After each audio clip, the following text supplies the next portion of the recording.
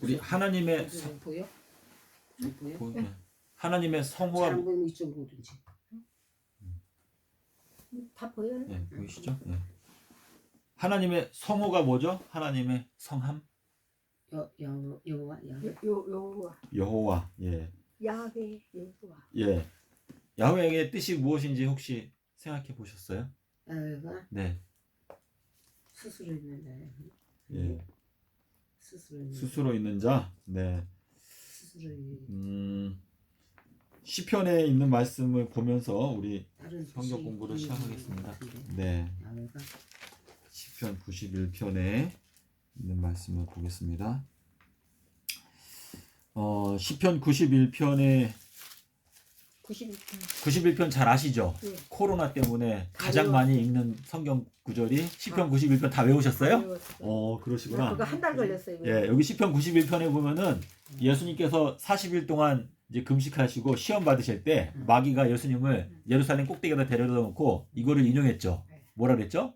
여기에서 뛰어내려라. 그러면 너의 천사가 와서 너의 발을 붙들리라.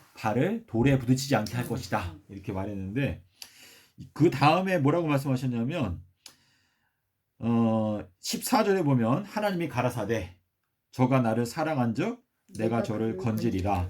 저가 내 이름을 안즉 내가 저를 높이리라. 이렇게 말씀하셨어요. 자, 여기에 보면은 이 하나님의 이름을 안다라고 이렇게 말했는데 우리가 주님의 이름을 알게 되면 주님께서 저희들을 어떻게 하신다고 그랬어요? 높여주시겠다라고 이렇게 말씀을 하시고 있는데 예수님께서 가버나움에 대해서 뭐라고 말했죠? 가버나움아 네가 하늘까지 높아지겠느냐? 어디에까지 낮아진다? 예, 음부에까지 낮아지리라. 이렇게 말씀을 하셨는데 마태복음 4장에서 예수님께서 시험을 이제 받으시고 나서 요한이 잡혔다라고 하는 소식을 듣고 갈릴리로 가셨죠. 갈릴리로 가시면서 거기에서 무슨 말씀하셨죠? 이방 땅에 앉아 있는 갈릴리요, 또 스불론 땅, 납달리가 흑암에 앉아 있다가 어떻게 됐다? 큰 빛을 보았다. 예, 이렇게 말씀을 하셨거든요. 근데 여기 오늘 시편에서 여기서 말씀하시는 내 이름, 여호와의 성호에 대해서 저희가 좀 생각을 해볼 텐데 하나님께서 여호와라고 하는 이름을 제일 먼저 알려주신 시점이 언제였어요? 예. 모세한테 알려주는 거 아니에요? 예, 모세한테 제일 먼저 알려주셨죠. 그래서 모세가 출애굽하기 전에 모세를 부르시고 이제 모세한테 말씀하시기를 내가 아브라함이나 야곱에게 나의 이름을 한 번도 여호와라고 알려준 적이 없다. 하지만 이제는 내 이름을 너희들에게 뭘로 알려주겠다? 여호와라고 알려주겠다라고 말씀하셨어요. 자, 그럼 여호와라고 하는 이름의 뜻이 무엇일지 저희가 좀 생각을 해볼 텐데 여호와를 어떻게 기록하죠? 여호와 이렇게 기록을 하거든요. 근데 지금 이렇게 기록하면 이 글씨를 봤을 때 무슨 느낌이 드시나요? 지금 요 첫 번째 글자 요거는 손이에요. 손. 요거 두 번째는 여기가 뚫려 있죠. 위에가. 요거는 창문을 말해요. 창문이 열렸다. 창문. 자, 요거는 못을 뜻하고 갈고리를 뜻하거든요. 갈고리 같았어요. 갈고리를 예, 하려고 그랬어요. 예, 요거는 창문을 말해요. 그래서 우리가 지금 요 두 가지를 볼 때 요한일서에서 예수님은 무엇과 무엇으로 임하셨다고 말했죠? 물과 피로 임하셨다라고 말했는데 그 말씀의 의미가 무엇일까요? 물과 피로 임하셨다. 물과 피. 네. 물과 피가 생명이지. 네. 우리 천지를 창조하실 때, 만물을 창조하실 때 베드로후서 3장에 보면 이 만물이 무엇에서 나와서 무엇으로 성립됐다고 그랬죠? 물로 나와서. 예, 물에서 나와서 물로 성립되었다라고 말씀하셨어요. 그런데 물과 피로 임하셨다. 이 피라고 하는 건 뭐예요? 피는 십자가예요. 예, 피는 생명이죠. 피 안에는 생명이 있다. 이렇게 말씀하시고 있는데 지금 요 하나님의 성호가 뜻하는 것을 우리가 이해하기 위해서 여기 앞에 보게 되면 그분의 손으로 창문을 여셨고 그리고 그분의 못으로 또 창문을 여셨다라고 하는 뜻인데 여기에 하나님의 성호 속에 두 가지의 그 권능이 들어있거든요. 하나는 창조주의 권능. 그분의 손가락으로 이 온 우주만물 세계를 여셨다라고 하는 뜻이 있고 두 번째는 못으로 그분의 희생으로 창문을 여셨다라고 하는 뜻이 있는 것인데 예수님께서 십자가에서 죽으시는 순간에 뭐가 열렸어요? 예수님 십자가 죽으시는 순간에 네. 우리의 지성소가 열렸죠. 지성소가. 예, 지성소가. 응. 자, 지성소는 가장 지극히 거룩한 장소다라고 하는 뜻인데 지성소가 열렸다는 것은 무슨 의미일까요? 지성소는 지성소로 우리가 네. 들어갈 수 있게 됐다는 거지. 네. 그러니까- 하나님 앞에 나갈 수 있다는 거. 예. 그래서 우리가 로마서에 보면 로마서 5장 8절에 보면 하나님 예수님께서 우리들을 위하여 죽으심으로 무엇을 확정하셨다고 그랬죠? 자기에 대한 하나님께서 사랑, 우리에 대한 그분의 사랑을 확장. 확증하셨다라고 말씀하시고 있는데 지성소가 열렸다라고 하는 것은 우리 피조물들에게 한 번도 보지 못했던 하나님의 모습을 보여주셨다라고 아멘. 하는 뜻이거든요. 그러니까 하나님께서는 원래 손으로 모든 걸 창조하셨기 때문에 요 앞부분에 요 손으로 창조하시는 요 부분에는 하나님의 희생이 있을까요? 없을까요? 없지요. 희생이 없죠. 네. 자, 여기에는 희생이 있죠. 네. 자, 그런데 이사야서 53장을 지사님도 다 암송하시나요? 이사야서 53장에 보면은 뭐라고 그랬어요? 그분께서 징계를 받음으로 우리가 어떻게 된다고 그랬죠? 예. 그가 채찍에 맞음으로 우리가 나음을 얻고 그가 징계를 받음으로 우리가 평화를 누린다. 그렇게 말씀하셨나요? 제가 맞게 말했나요? 조금 틀렸나요? 아니 그것도 이렇게 예. 그냥 외우면은 그냥 저기 아, 슬슬 나오는데. 지금 이렇게 중간에서 이렇게 아, 적으면 이사야서 그가 53장도 찔리면 네. 외우세요? 부모를 인하며 예, 지사님은 다 외우시는데 이사야서 53장에 있는 그 말씀이 뭘 말하는 거예요? 요 뒤에 그분께서 그분의 희생을 통해서 우리의 마음속 깊은 곳에 창문을 여셨다 아멘. 라고 하는 뜻이거든요. 그래서 요한복음 15장 13절 말씀이 중요한데 요한복음 15장 13절에 뭐라고 말했죠? 사람이 친구를 위해서 목숨을 버리면 그것보다 더 큰 사랑이 없다. 맞아. 그게 누구를 말하는 거예요, 지금? 예수님을 말하는 거죠. 음. 그래서 지금 예수님께서 창조주이심에도 불구하고 우리들을 위해서 죽으셨다라고 하는 것은 그분이 전능자이시지만 그분께서 우리를 향한 사랑은 어떻다는 거예요? 우리가 영원히 존재하고 생명을 얻는 것이 그분의 진정한 소망이다 라는 것을 십자가에서 증명을 하신 것이거든요. 그래서 지금 여호와라고 하는 요 이름을 주시는 장면이 어디에 나오죠? 출애굽기에 보면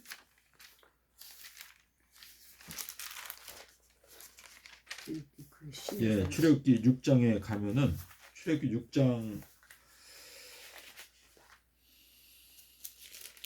3절부터 있는 말씀을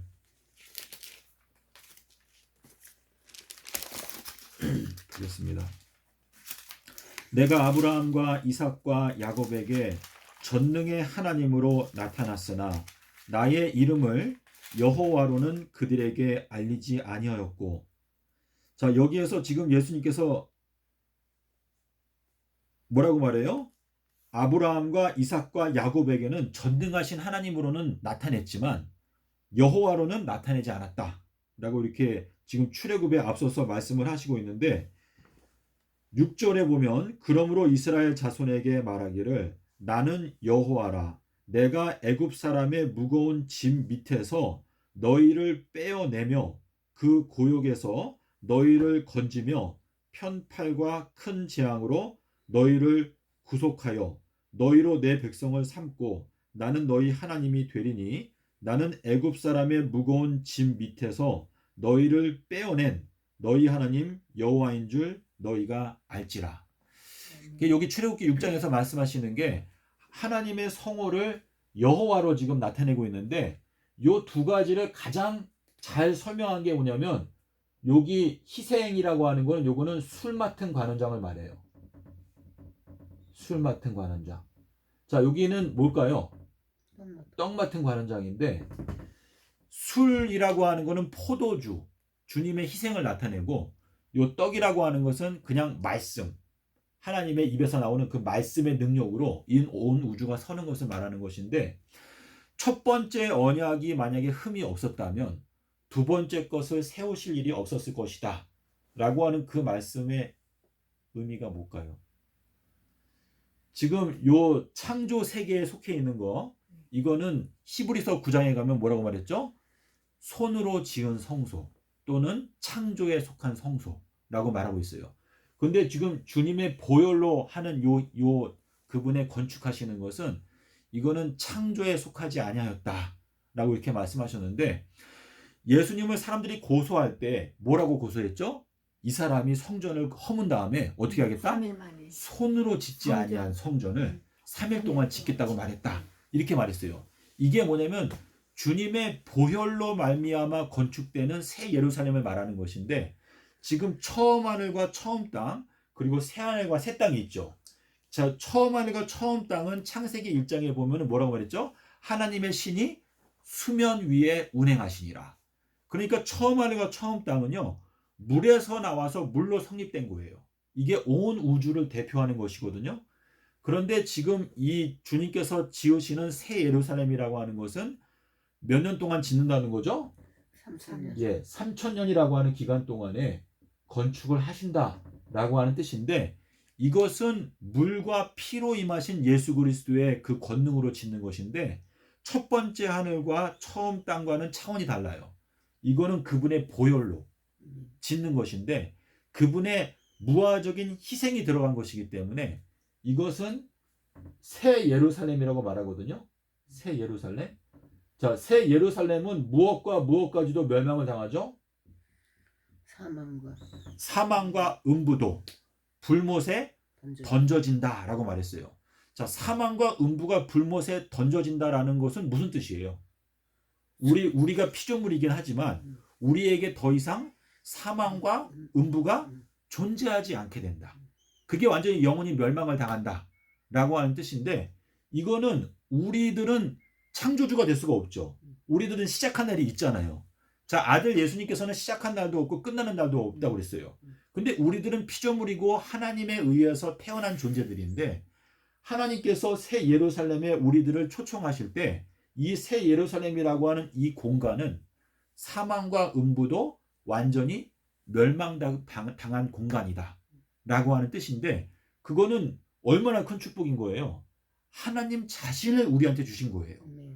그래서 아브라함에게 하나님께서 뭐라고 말했죠? 나는 너에게 줄 수 있는 가장 큰 상급이다. 그러니까 하나님께서 아브라함이 하나님을 믿음에 이것을 그의 의로 여기셨더라 라고 말씀하시면서, 아브라함을 축복하실 때 하나님이 가장 큰 축복을 주신 게 뭐냐면, 나는 내가 너에게 주는 내가 가장 큰 선물이다 라고 이렇게 말씀하셨거든요. 근데 아브라함이 거기 믿음에, 하나님을 믿는다라고 말했어요. 믿음에. 자, 의인은 믿음으로 말미암아 산다라고 말했는데, 요 믿음에라고 하는 요 단어가 히브리어로 무엇이냐면 아멘이에요. 아멘. 근데 아멘이라고 하는 분의 성함이 누구죠? 여호와. 예, 계시록 3장 14절에 보면 뭐라고 되어 있어요? 예수님의 이름이 뭐라고 되어 있어요? 주여 어서 오시옵소서. 그거는 이제 계시록 22장에 나오나요? 그리고 여기에는 뭐라고 나오냐면 아멘이시오. 또 충성되고 참된 증인이시오. 자, 예수님이죠. 그래서 예수님의 성함이 아멘인데, 그것이 뭐냐면 예수님의 성함의 그 이름의 뜻 자체가 뭐냐면 믿음이란 뜻이에요. 믿음. 그래서 아멘. 그게 예수님의 이름이야. 예, 아멘이시오. 믿음에. 그렇죠. 계시록 3장에 나와요. 예, 그래서 아브라함이 하나님을 믿으니까 결국은 하나님께서 아브라함에게 축복을 하시기를 뭘 축복했어요? 내가 너한테 준다. 나를 너한테 준다. 라고 하는 말씀하셨거든요. 근데 예수님께서 신랑 되신 분이신데 그분이 그분의 생명을 우리에게 주셨어요. 그래서 아담과 하와를 창조하실 때도 그것을 비유적으로 알려주기 위해서 어떻게 했죠? 아담이 깊이 잠들었을 때 거기에 옆구리에서 뭘 뺐어요? 갈빗대를 뺐다 라고 말했는데, 이 옆구리가 뭐예요? 옆구리. 방주를 만들 때 방주 옆구리에다가 뭘 냈죠? 유리창. 문을 냈어요. 문. 예. 문이라는 게 뭐예요? 문이라는 거는 우리가 어떤 한 세계에서 다른 세계로 넘어가는 곳을 문이라고 말을 하는 것이거든요. 그래서 예수님께서 부활하실 때에도 그 무덤의 문에다가 뭐를 굴려놨죠? 돌을 굴려놨어요. 돌이라고 하는 것은 예수 그리스도 자신을 가리키는 건데, 돌을 굴려놓고 임봉했어요. 예수님께서 절대 못 나오게. 근데 그 임봉을 깨뜨리고 예수님께서 나오셨거든요. 네. 그러니까 이거는 뭐냐, 우리 모든 인간들이 겪게 되는 구원의 과정을 설명하는 것인데, 예수님을 무덤에 넣어놓고 돌을 굴려서 임봉해서 못 나오게 했지만 그것을 돌을 굴려내고 나오는 것이 우리들도 걸어가는 길을 말씀하시는 거거든요. 그래서 예수님께서 삼낮삼밤 땅속에서 계셨다라고 하는 그 말씀이 대단히 중요한데, 이 지구 역사 전체를 보게 되면은 며칠로 우리가 지구 역사를 생각할 수가 있을까요? 7,000년이었어요. 7,000년이죠. 자, 처음 하늘과 처음 땅을 창조할 때도 7일이 걸렸죠. 네. 근데 재창조. 자, 하나님께서 안식일날 안식하셨다고 그랬어요. 안식. 네. 하나님이 안식하신다는 거는 무슨 뜻이에요? 모든 피조물들이 어떻다? 모든 피조물들이 아무 문제 없이 완벽하게 평안 가운데 있을 때 하나님도 안식을 하시는 거거든요. 그래서 창세기 2장 1절에 보면 하나님께서 그 지으시던 모든 일을 다 마치시고 7번째 날에 안식하셨다라고 말했어요. 근데 하나님이 안식하시는 그 도중에 갑자기 뭐가 일어난 거예요? 반역이 일어난 것이죠. 그래서 반역이 일어나면서 이 우주에 불균형이 왔어요. 우주가 깨지게 되었는데, 그래서 주님께서 이 안식일에 안식하시다가 요한복음 5장에서 뭐라고 말했죠? 아버지께서 지금까지 일하시니까 나도 일한다. 그러니까 아담과 하와가 범죄하게 되면서 하나님께서는 다시 일을 시작하시게 된 것이죠. 그래서 지금 이 지구 역사가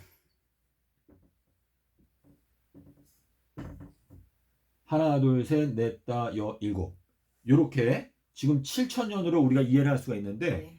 아담과 하와가 범죄한 때는 요 안식, 하나님이 안식하실 때, 요때 범죄를 한 거예요. 네. 범죄를 하니까 이제 하나님께서 다시 7,000년이라고 하는 기간 동안에 재창조 사업을 계획을 하신 거예요. 근데 요 재창조 사업을 계획하시는 요 중에서 동산 중앙이 어디예요? 동산 중앙에. 예. 동산 중앙에 무엇이 있다고 그랬죠? 선악과. 예. 선악을 알게 하는 나무하고 또 생명과도 있더라라고 말하고 있는데, 에덴이라고 하는 뜻이 뭘까요? 에덴. 에덴은 기쁨이라는. 에덴은 기쁨인데, 하나님께서 예수님을 부를 때 너는 내가 어떠하는 자라고 그랬어요? 기뻐하는 자. 내가 너를 기뻐하는 자다라고 말했어요. 자, 예수님께서 침례 받으신 때가 언제였죠? AD 26. 예, AD 26년도에 예수님께서 침례를 받으셨어요. 침례를 받고 물에서 올라오실 때 하늘이 열리며 어떻게 됐죠? 비둘기가 하늘이 열리며라는 건 요거로 생각하셔야 돼요. 문이 열린 지금 창문이 열린다라고 하는 곳인데, 예수님께서 이 비둘기 성령이 열리면서 비둘기가 내려왔는데, 비둘기가 히브리어로 뭐죠? 요나. 비둘기가 히브리어로 요나예요. 요나. 자, 이렇게 되는데, 침례를 받고 물에서 올라오실 때 너는 내가 기뻐하는 자다라고 이렇게 말씀하셨는데, 이 에덴이라고 하는 게 기쁨이라고 하는 뜻이거든요. 그래서 우리가 요 지구 역사 7,000년 있죠? 이것을 에덴 동산으로 보시는 게 맞아요. 이거 전체를. 근데 이 7,000년이 왜 에덴인가? 그 에덴을 우리에게 주는 기본적인 핵심은 뭐냐면 생명나무예요. 생명나무가 에덴 동산에 있기 때문에 우리가 기쁜 것인데, 요 7,000년 가운데서 주님께서 성육신 하셨던 때가 바로 요 네 번째 천년기예요. 넷째 천년기. 그래서 예수님께서 언제 성육신을 하셨을까요? 예? 몇 년도에? 예수님요? 네. 그래서 여기는 잘했어요? 천년이거든요. 천년. 4,000년? 예, 요 네 번째 천년기에 기원전 5년에 태어나셨어요. 예, 기원전 5년에 태어나셨는데, 기원전 5년에 태어나셨으면 기원전 기간 동안에는 몇 년을 사신 거예요? 4년, 그렇죠? 예, 4년을 사신 것인데, 예수님의 생신은 어디에 나오죠? 네? 예수님의 생신.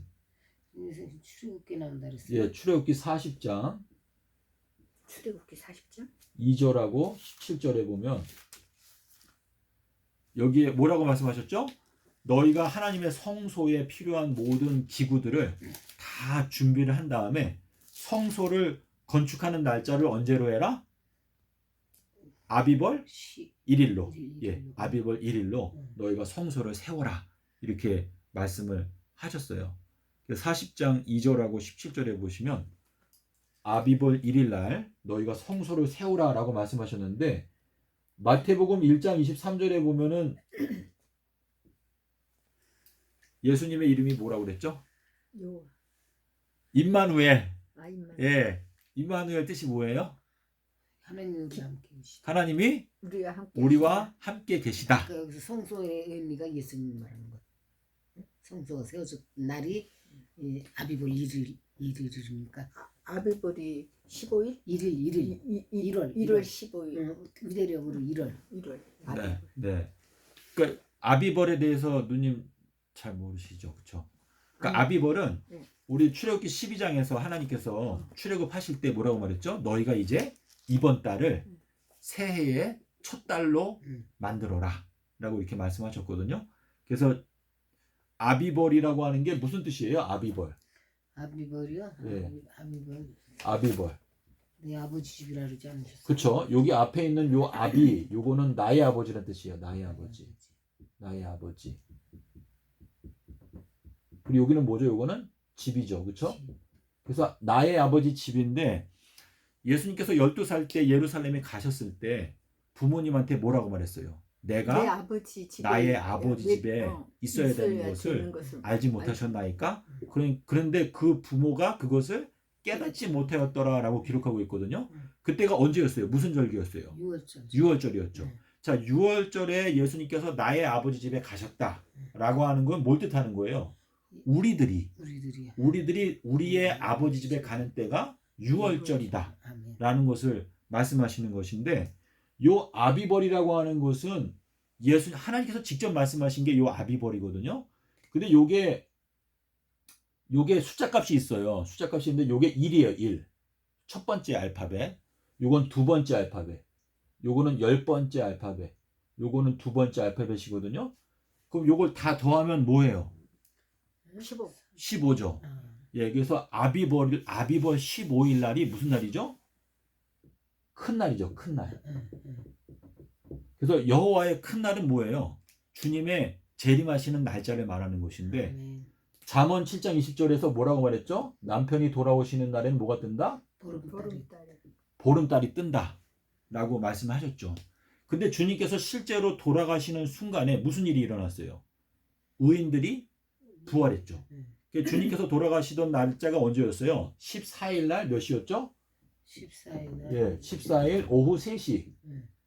그래서 요 14일 오후 3시는 요 아비벌 15일이 시작되는 시간이에요. 그래서 큰 안식일이 시작되는 시간인데, 우리 모든 인간들에게 있어서 안식은 뭐예요? 영생이 시작되는 그 순간이 안식의 시작인 거거든요. 그래서 주님께서 돌아가시던 그 순간에 예수님의 목소리를 듣고 잠자던 의인들이 많이 부활하였다. 그게 뭐냐면 그들이 큰 안식에 들어갔다 라고 하는 뜻인데, 그 큰 안식은 여기에 있죠.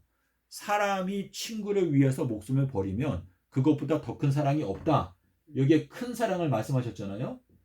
그래서 예수님께서 십자가에서 돌아가시는 그 순간에 그 큰 사랑 때문에 무덤 가운데 있었던 의인들이 부활했다. 다시 말해서 큰 안식에 들어갔다. 성경에서는 뭐라고 말하죠? 우리가 얻는 구원은 큰 구원이다. 큰 구원이라고 하는 것은 창조에 속한 것은 이거는 첫 번째 언약인데, 이것은 물로 말미암아 지어진 세상이기 때문에 완벽하지 못해요. 하나님의 사랑이 이 첫 번째 창조 사건에서는 하나님의 희생적인 사랑은 들어있지 않아요. 그래서 첫 번째 언약이 흠이 있었기 때문에 두 번째 언약을 제정하신 것인데, 이것은 십자가로 말미암아 세우신 언약이다. 다시 말해서 조물주의 희생을 통해서 세워지는 이 세계이기 때문에 그거는 기초가 완벽하다. 그렇기 때문에 우리가 뭐라고 부르죠? 새 예루살렘이다 라고 부르는데, 요 살렘이라고 하는 요 단어가 무슨 뜻이죠? 요게? 완전. 그래서 마태복음 5장 48절에 뭐라고 말했어요? 아버지의 완전하신 것 같이. 아버지가 왜 완전할까요? 하나님이 세상을 이처럼 사랑하사 뭘 주었다? 독생자를 주셨다. 그래서 하나님이 완전하신 거거든요. 그래서 아버지와 같이 완전하라 하고 하는 요 말씀을 하셨는데, 완전한 것이 올 때에는 어떻게 된다고 했어요? 우리가 무엇과 무엇을 본다? 얼굴과 얼굴을 대하여 본다.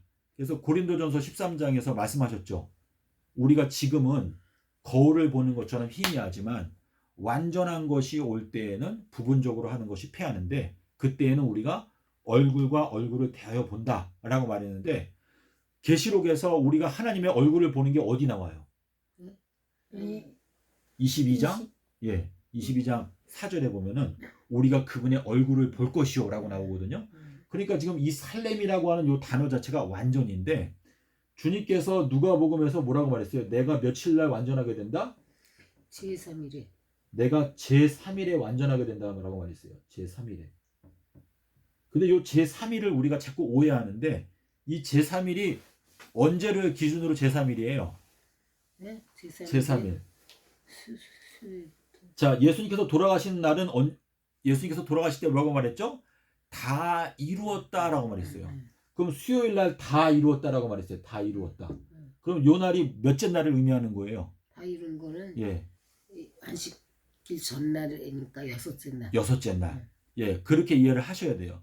그래서 예수님께서는 창조주시기 때문에 예수님께서 일주일의 가운데에 다 이루었다라고 하는 말씀을 하셨거든요. 요한복음 19장 30절에서 다. 그럼 안식 후 첫날이라고요? 안식 후 첫날은 성경에는 없어요. 번역이 잘못된 거예요. 그렇죠. 주일 중 첫날. 주일 중 첫날. 네. 그래서 우리가 지금 우리가 자꾸 이게 헷갈리는 이유가요. 우리 잘못이라기보다는 번역이 잘못돼가지고 우리 머릿속에서 막 부딪히거든요. 서로 혼동되거든요. 근데 이거 번역을 똑바로만 해놓으면요, 아무 오해할 이유가 없어요. 그래서 우리가 지금 예수님의 순환주간을 좀 생각해 볼게요. 그러니까 수요일이 그럼 안식일로 되는 거예요? 수요일이 안식 다 이루었다 하셨으니까. 그러니까 안식일이 두 종류인데, 하나는 창조에 속해 있는 안식일은 요 일곱 번째 날이고, 그리고 예수님께서 십자가에서 제정하신 다 안식일은 이루었다 하는 그 안식일, 큰 안식일. 큰 안식일 예. 수요일이다라는 거죠. 예. 그래서 요한복음 아까 15장 13절 말씀드렸잖아요. 사람이 친구를 위해서 죽으면 어떻게 된다? 그보다 더 큰 사랑. 더 큰 사랑이 없다. 그랬죠? 이거는 큰 사랑이잖아요. 네. 근데 지금 창조의 기념일은 토요일이에요. 그렇죠? 창세기에 보면 나오죠. 엿새 동안에 창조하시고 일곱 번째 날에 안식하셨다 나오는데, 주님께서 십자가에서 제정하신 큰 날이 있어요. 큰 날. 그거는 큰 날은 뭐예요? 큰 날은 십자가의 기념일이에요. 십자가. 십자가의 큰 사랑. 그래서 우리가 지금 두 가지인데, 하나는 창조의 기념일, 또 하나는 십자가로 말미암아 세워지는 구속의 기념일인데, 주님께서 다 이루었다라고 말씀하신 게 여기 요한복음 19장 30절에 나오죠. 예, 근데 요한복음, 마태복음 다 나오죠. 예, 여기 돌아가신 요 날에 날짜가 14절에 나와요. 여기 뭐라고 나오죠? 6월절에 무슨 날? 6월절에 예비일이다. 예, 6월절에 예비일 날 돌아가셨다라고 나와요. 그리고 나서 여기 이제 목요일이었는데, 요때는 요한복음 19장 31절에 보면 뭐라고 말했죠? 그 안식일이 어떻다? 큰 날이므로. 큰 날이므로. 큰 날. 여기에 큰 날이 나와요. 큰 날. 요 큰 날은 요것과 요거를 같이 생각하셔야 돼요. 주님의 십자가로 말미암아 세워지는 요 큰 날인데, 주님께서 죽으신 요 수요일은요, 아담과 하와가 선악과를 따먹은 사건, 그 에덴 동산 가운데에 있는 그 선악과 열매를 따먹게 되면서 무엇이 선한 것이고 무엇이 악한 건지를 깨닫게 되었는데, 하나님은 원래 아가페 하나님이시거든요. 그래서 우리에게 모든 걸 다 주시는데, 우리가 건들지 말아야 되는 것은 예수님의 목숨이에요. 조물주의 목숨. 근데 조물주의 목숨을 이때 빼앗은 거예요. 십자가에서. 빼앗게 되니까 거기에서 뭐가 흘러나왔어요? 물과 피가 흘러나왔는데, 이것은 우리를 고쳐주는 이 영생의 약이에요. 우리를 영원토록 고쳐주는 그분의 희생적인 사랑이 이때 흘러나온 것이거든요. 그래서 요 목요일이 큰 날이다라고 말씀하셨고, 요 날짜가 지난 다음에는 마가복음 16장 1절에 보면 뭐라고 말했죠? 안식일이 지나가매 그랬어요. 안식일이 지나가매 여자들이 향품을 사러 시장에 갔다라고 말했어요. 이날이 안식일, 응? 이날이 큰 안식일, 이날이 6월절이야. 6월절 말해서. 예, 요게 누가복음 23장 56절에 나오는 계명을 쫓아 안식일에 쉬었던 안식일인데, 그러니까 마음을 열고 듣다 보면은요 알 수 있어요. 몇 번 반복해서 듣다 보면 이해가 가네. 나도 처음에는 야 안식일 도대체가 어떻게 해서- 헷갈려. 근데 어떻게 해서- 순환 주간에는요 토요일 안식일에 대한 얘기가 아예 없어요. 아예 없어요. 그러니까 그게 지금 이게 사탄이 그거를 못 깨닫게 해서 이렇게 하는 거야. 그러니까 우리가 지금 여기 이렇게 깨닫게 해주신 거 이것이 큰 은혜인 거요. 예, 하여튼간에 좌우로 치우치지 말고 그냥 정직하게 바라보다 보면 보일 거예요. 그리고 이제 마가복음 16장 1절이고 여기 토요일 날은 뭐죠? 안식. 마태복음 28장 1절인데 요게 번역이 잘못됐는데 일주일이 저물고라고 바꾸셔야 돼요. 일주일이 저물고. 여기 우리나라 성경에 어떻게 돼 있죠? 안식일이 다하여가고라고 돼 있어요. 그게 잘못된 거예요. 원어에 보면은 일주일이라고 돼 있어요. 일주일이 저물고. 그리고 일요일 날은 뭐죠? 일요일 날? 이때? 안식 후 첫날. 아니요, 안식 후 첫날은 없어요. 아예 없어요? 네. 그 안식 후 첫날 신약 성경에는 안식 후 첫날이 없어요. 일주일이 신약 성경에서 안식 후 첫날은 다 지워버리셔야 돼. 응. 왜냐면 주일 중 첫날이에요, 그냥. 주일 중 근데 안식 후 첫날이라고 나와. 응, 번역이 그렇게 돼 있어요. 그렇게 돼 있지. 네. 여기. 주일 중 첫날이에요? 응. 네. 주일 중 첫날.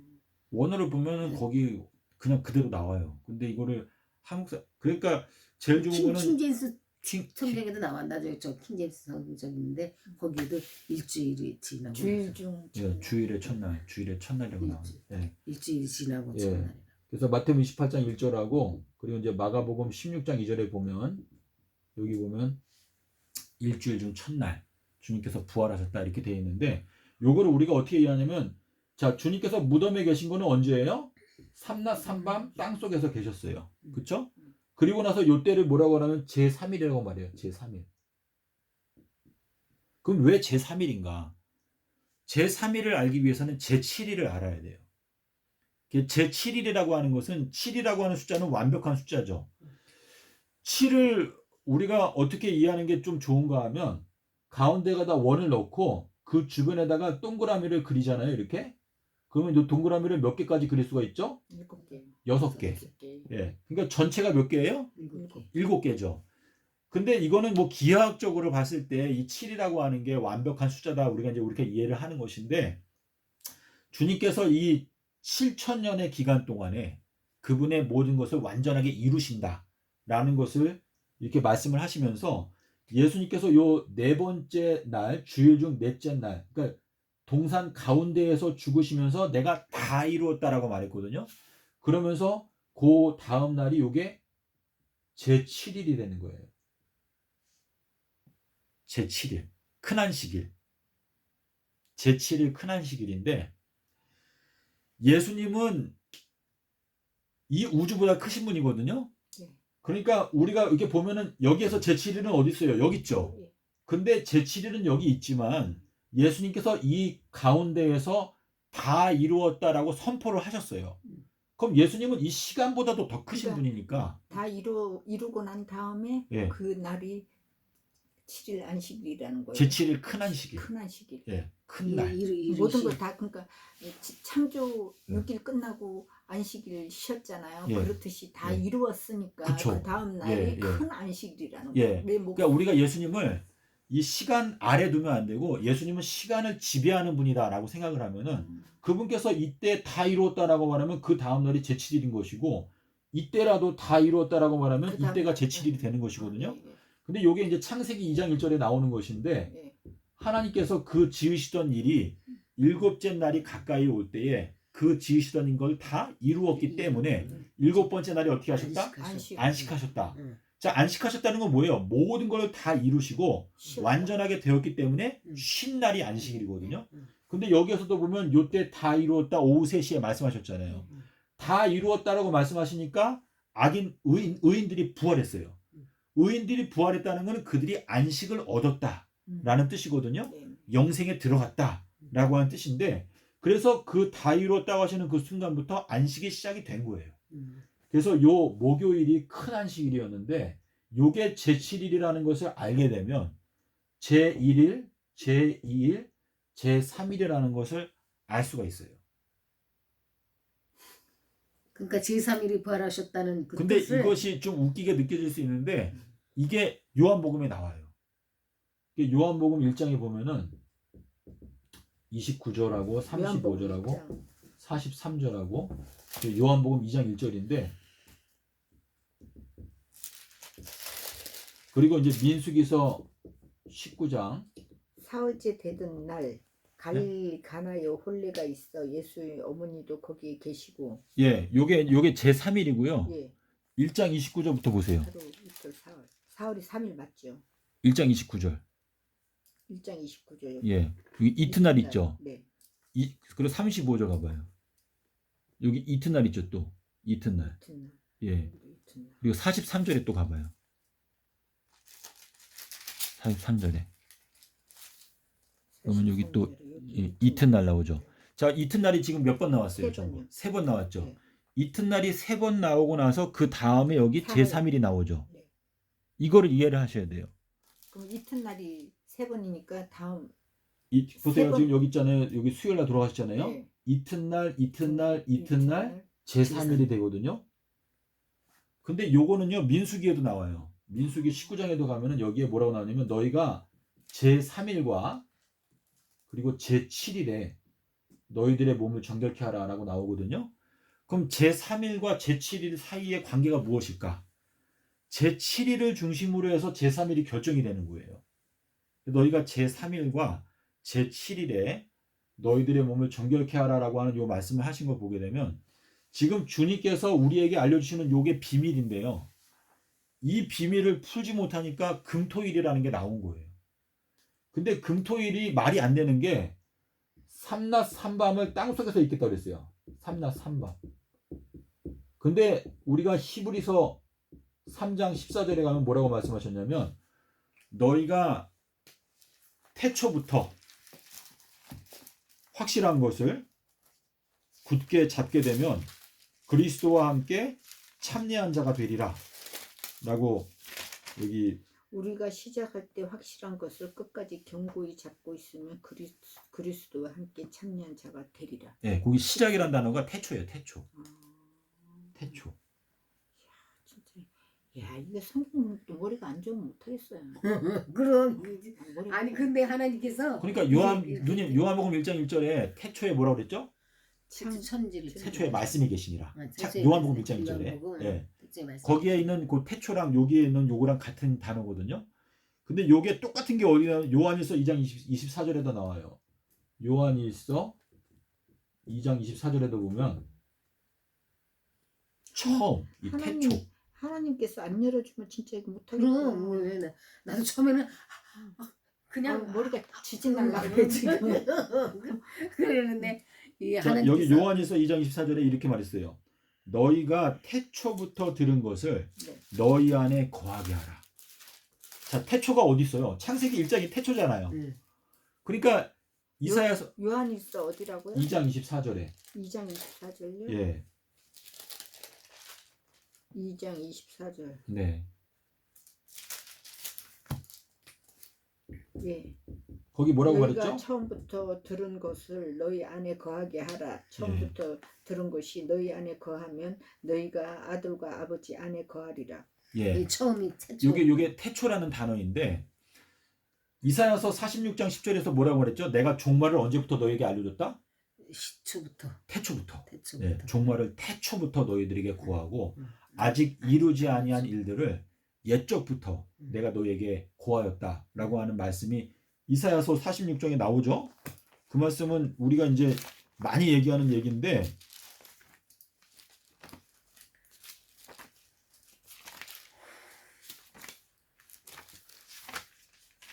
(46장) 예, 10절 내가 종말을 46장 10절에 예. 예, 내가 종말을 시초부터 태초부터 예, 내가 종말을 태초부터 고하고 아직 이루지 않는 일들을 여기 옛적부터라고 돼 있죠.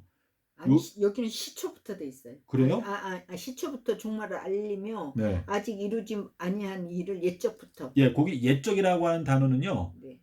에덴 동산에 동편할 때 이 동편이라고 하는 단어예요. 동편. 아, 동쪽에서부터 알려준다. 자, 그래서 에덴 동산이라는 게 어디에 있었어요? 원래 동산 동편 동편. 에덴 동산은 동편에. 동편에. 예. 옛적은 동편에다가- 옛적이 동편이라고요? 예. 그게 원어로 동편이에요. 그래서 지금 여기에서 종말을 처음부터 이 처음이라는 게 태초잖아요. 그렇죠? 그러니까 이게 번역이 잘못된 거네 그럼. 그죠? 그러니까 지금 우리가 쓰는 이 동편부터 이래야지 되는데 네. 지금 옛적부터 이래놨으니까. 그러니까 그게 이제 제가 성경을 살펴보니까 하나님께서는 여러 가지 모양으로 우리에게 상세한 걸 말씀을 하시거든요. 이게 옛적이라고 해도 되긴 돼요. 되는데 이걸 동편으로 이해하게 되면 더 구체적으로 이해할 수가 있는 거예요. 쉽게 이해하는. 예. 근데 여기에 이제 태초부터 너희들에게 알려주었다라고 이렇게 말씀하시고 있는데 창세기 1장 5절에 가면 빛을 뭘로 칭했어요? 낮이라 칭하시고 어두움을 밤이라고 칭하시니라. 네. 그럼 이거는 예수님께서 칭하신 이름을 준 거예요. 네. 빛은 낮이라고 칭하셨고 어두움은 밤이라고 칭하셨는데 예수님께서 삼낮 삼밤 땅속에서라고 하는 이 말씀을 하신 것을 우리가 가볍게 보면 안 되거든요. 왜냐면 이거는 내가 너희들에게 하는 말은 누가 나한테 알려준 거라고 그랬어요? 아버지께서 나에게 친히 지정하여 주셨다. 그게 어디 나와요? 요한복음 12장 48절에 보면 뭐라고 나와죠? 요한복음 12장 요한복음 12장 48절에 48절에요? 예. 예수님께서 뭐라고 말했죠? 요한복음 12장 48절. 예. 나를 저버리고 내 말을 받지 아니하는 자를 심판할 이가 있는데 내가 한 말이 마지막 날에 저를 심판할 것이다 라고 말씀하시면서 내가 하는 말은 누가 준 말이다? 아버지께서 내가 너희들에게 말할 것을 친히 지정하여 주셨다. 심판을 예. 근데 되게 어렵다. 49절에 네. 여기 나오죠? 49절에 보면은 내가 스스로 말하는 게 아니고 그 무슨 뜻이에요? 내가 예수님이 그냥 말하고 싶은 걸 그냥 막 말한 게 아니고 아버지께서 예수님이 하실 모든 말을 다 지정하여 주셨다. 아멘. 지금 말씀을 하시고 있거든요. 본이신 아버지께서 내가 예. 말한 것을 이룰 것을 친히 명령하여 주셨다.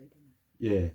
자, 예수님이 오실 때는 누구의 이름으로 왔다고 저희가 배웠죠? 예수님이 오실 때는 하나님의 이름. 아버지의 이름으로. 아버지. 자, 예수님이 오실 때 아버지의 이름으로 오셨다라고 하는 것은 예수님이 오신 목적은 아버지를 우리에게 계시해 주기 위해서 오신 것인데 그것은 뭐예요? 예수님이 하신 모든 말씀은 아버지께서 다 지정해 주신 것을 그대로 순종했다라는 뜻이거든요.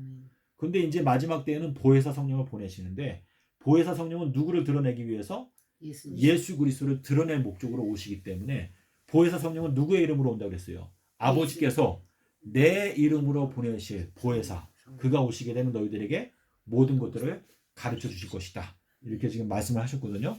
그래서 우리가 지금 이 지구 역사 7천년이 열리게 되는 그 근본적인 열쇠가 뭐냐면 예수님께서 처음에 공생애 하시는 3년 동안에는 예수님께서 뭐라고 말했어요? 너희가 이방인에게 가지 말라고 그랬죠. 그렇죠? 이방인에게 가지 말라. 가지 마. 그랬어요. 자, 그런데 예수님께서 십자가에서 죽으시고 부활하신 다음에는 뭐라고 말했어요? 너희가 이제는 누구한테 가라? 이방인에게 가라. 그랬어요.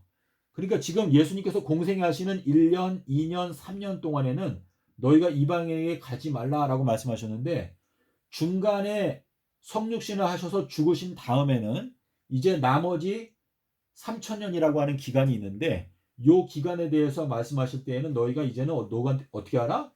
이방인에게 가라 그랬어요. 자, 이방인에게 가라고 하는 말씀이 어디에 나오죠? 요게 마태복음에 보면 28장 19절에 보면 우리 한글 성경에는 제대로 안 나와요. 너희들은 가서 모든 뭐로? 족속으로. 근데 거기에 보면 이제 원어에 보면 모든 이방인들로 제자를 삼아서 어떻게 하라? 침례를 주고 내가 너희에게 분부한 모든 것들을 가르쳐서 지키게 하라. 이렇게 말씀하셨는데 요 구도가 어디에도 나와요? 계시록에도 나오죠. 계시록에는 어떻게 되어 있어요? 맨 처음에는 14만 4천인 그리고 후 3년 반에는 이방인 이렇게 나오거든요. 그래서 계시록 11장 1절에 보면 뭐라 그랬어요? 지팡이와 같은 갈대를 주면서 먼저 어디를 청량해라? 성전 안을 청량하라. 하지만 성전 바깥의 마당들은 누구를 위한 공간이다? 이방인. 예, 이방인을 위한 공간인데 이방인들에게는 얼만큼의 기간이 있다고 그랬죠? 1260일. 42달. 네, 42달의 기간이 있다라고 말했어요. 그건 뭐예요? 이 재림전 7년이라고 하는 기간은요. 지구 역사 이 7천년을 설명하는 기간이에요. 그래서 전 3년 반 동안에는 믿는 자들을 위한 기간이고 후 3년 반이라고 하는 기간은 이방인들을 위한 기간이다. 믿지 않는 자들의 기간. 그렇죠. 믿지 아니하는 자들을 위한 기간이다라고 하는 뜻인데 주님께서 그분의 공생애를 통해서 우리에게 우리가 가는 길을 보여주신 거예요. 주님께서 이 초림하셨을 때에 재림 때에 일어나는 것들을 다 보여주셨어요. 그래서 초림 때에는 12제자, 재림 때에는 뭐예요? 12지파. 예. 초림 때에도 엘리야가 왔었고 두 증인이 있었죠. 초림 때 두 증인이 누구였어요? 예수님과 아버지 하나님이 두 증인이라고 말하고 있거든요.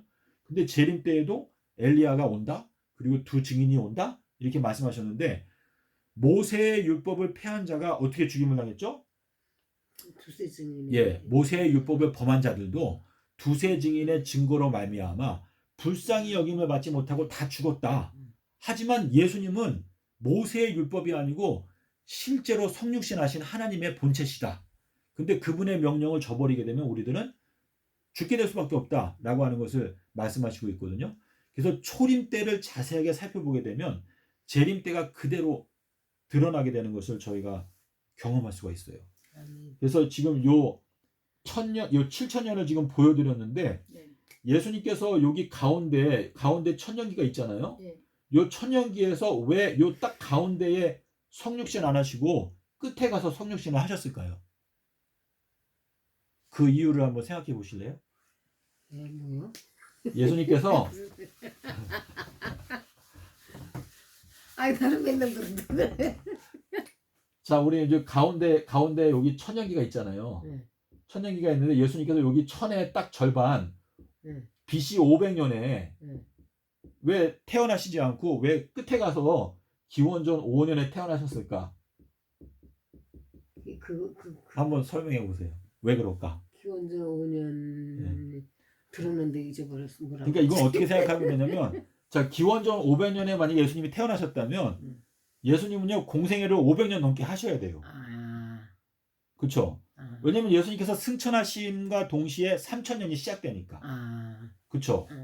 그러니까 예수님께서는 이게 우리가 논리적으로 생각을 하게 되면 아 예수님께서는 기원전 5년에 태어나실 수밖에 없구나 하는 걸 알 수가 있어요. 그래서 이 동산 중앙이라고 하는데 왜 이 마지막 네 번째 천년기의 끝에 가서 태어나셨을까? 그 이유는 우리 인간의 수명이 어떻게 됐어요? 옛날에는 900살까지 살았는데 너희들의 삶수가 어떻게 된다? 120세로 줄어든다라고 말했잖아요. 지구 역사 전체는 7천년인데 우리의 수명은 100년 정도로 내려왔잖아요. 그러니까 예수님께서 이 우리에게 앞으로 3000년이라고 하는 이 비밀을 알려주기 위해서 그분의 공생의 기간을 결정을 하시는데 어떻게 결정을 하신 거예요? 30년 동안에는 보통 사람으로 지내시고 그리고 3년 동안에는 메시아로 지내시고 그리고 3일 동안에는 무덤 속에 계시고 그래서 30년 후에 예수님께서 침례를 받으시고 그렇죠? 3년 후에는 어떻게 됐어요? 십자가에서 죽으시고 3일 후에는 부활하시고 그렇죠? 그리고 3000년 후에는 어떻게 되는 거예요? 살렘왕으로 예, 살렘왕으로 통치하신다. 예. 그래서 그분께서 살렘왕으로 내려오시는 그것만 생각하면 난 너무나 그냥 너무 좋아요. 너무 금방 오실 거예요. 빨리 아멘. 오시랄게요. 아멘. 직통전화 드릴게요. 예. 저 때는 예루살렘 내려올 때는 우리 구원받은 백성들서 예루살렘과 같이 내려오는 거 아니에요? 그렇죠. 그렇지. 공중으로 올라갔다가 그때는 다 같이 내려. 그러니까 2030년대 세마포 입고 백마 타고 와요 같이. 2030년에 예수님 재림하시면 우리는 그때 이제 저 하늘로 가서 이제 1000년 동안 우리 저기를 하잖아. 그 1000년 동안 그 심판하는 거기에 우리 심판. 그때 우리들 우리 입건받은 백성들 거기에 참여할 수 있는 거야. 그래갖고 그러고서 예루살렘 성 내려올 때에 그때에 우리 이제 그 입건받은 백성들 같이 내려와서 그때 이제 하나님의 얼굴을 보고 그냥 그거 생각하면 우리가 하나님의 얼굴을 보고 나는 왜 요한계시록에 보면은 우리 눈물을 다 닦아준다고 나오시잖아요. 네. 그러니까 진짜 이런 상태가 그러니까 하루면 다 잊어버리니까 거기서 있을 수 있는 거지 잊어버리지 못한다고 못 살겠죠 거기 가서. 맞잖아요. 나 그거 읽을 때마다 눈물을 읽을 때마다. 그리고 마태복음 마가복음 요한복음 누가복음 여기 보면은 십자가에 못 박히실 때 제자들 다 있었잖아요. 근데 얘들은 나 줘라 이러잖아요. 그럼 다 가잖아. 유득이 있는 게 베드로 하나 있잖아요. 근데 베드로도 결국은 나중에 3번 저주하고 부인하고 그러잖아요. 그 생각을 해. 어떻게 12 제자가 하나같이 근데 그게 이제 그 예수님은 다 아셨으니까 물론 너희가 다 여기에 이게 성경 말씀대로 되려고 그렇게 했겠지. 예수님이 그랬잖아. 너희들은 다 나를 떠나리라 그랬잖아. 그러니까 베드로가 나는 예수님을 안 버린다는데 네가 다 굴기 전에 3번 나를 부인하리라. 그거 하나님께서 예수님께서는 모든 걸 아시니까. 읽을 때마다 내가 예수님의 제자였어도 그렇게 했을까 이런 생각을 해요. 생각을 해봐. 근데 그거는 성경 말씀을 이루려고 하니까 그렇게 솔직히 말해서 그때 예수님의 제자들이 예수님이 십자가에서 달려서 돌아가셨다가 부활하신 걸 안 봤으니까 그런 거야. 그런데 그 부활하신 거를 봤으니까 이제 그 다음에는 예수님